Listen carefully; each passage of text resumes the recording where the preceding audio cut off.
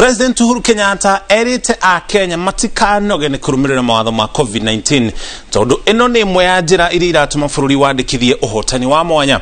President akiongerera ihinda rĩa mawatho maya augĩte atĩ mabũrũri tũrigainie marikĩte irima-inĩ rĩa mehingo na mawatho mangĩ maria mathiĩte na mbere na kũrũmarũmio nĩ tondu wa andũ kũhũthĩrĩria mawatho maria mahagĩkĩtwo mabũrũri-inĩ maya.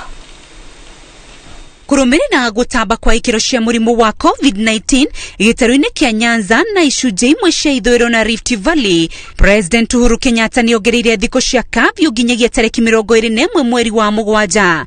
Aikari kaunti-inĩ cia Busia, Vihiga, Kisii, Nyamira, Kakamega, Trans Nzoia, Bomet, Kericho, Bungoma, Kisumu, Homa Bay na Migori mathĩtwo gũkorwo matarĩ nja thaa imwe cia hwaĩ-inĩ nginyagia thaa 10 cia kĩroko.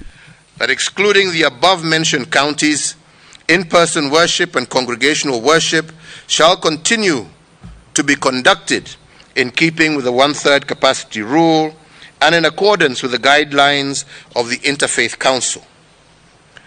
That the prohibition against public gatherings is extended for a further 60 days.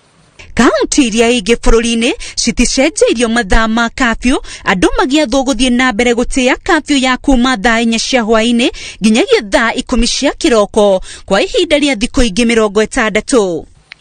In regards to funerals, cremations and other interment ceremonies, it is directed that these ceremonies shall be conducted strictly within the 96 hours of confirmation of death. That the attendees, officiators and facilitators of funerals or graveside cremation ceremonies shall be limited to 100 persons in total. Gũtĩa mawatho maya, President augĩte nĩkuo gũkũrigĩrĩria bũrũri ndũkagathĩkĩrwo mawatho marũmu ta ũrĩa kũrathiĩ na mbere mabũrũri-inĩ marĩa mangĩ tũriganĩtie. Bũrũri-inĩ wa Rwanda kwa mũhiano, curfew igathĩkĩtwo kuma thinacara cia hwaĩ-inĩ kwa ihinda rĩa thikũ 14. Ũhoro wĩgiĩ njanjo ya covid-19, President augĩte a Kenya no marathiĩ na mbere kwamũkĩra njanjo ĩno ceceni-inĩ na thibitarĩ-inĩ ngũrani. Rĩrĩ nayo thirikari ĩrerutanĩria gũtigĩrĩra gũtigũkorwo na ũnyihu. For instance, we have already ordered 10 million vaccines from Johnson & Johnson, with the first consignment arriving in Kenya in August of 2021.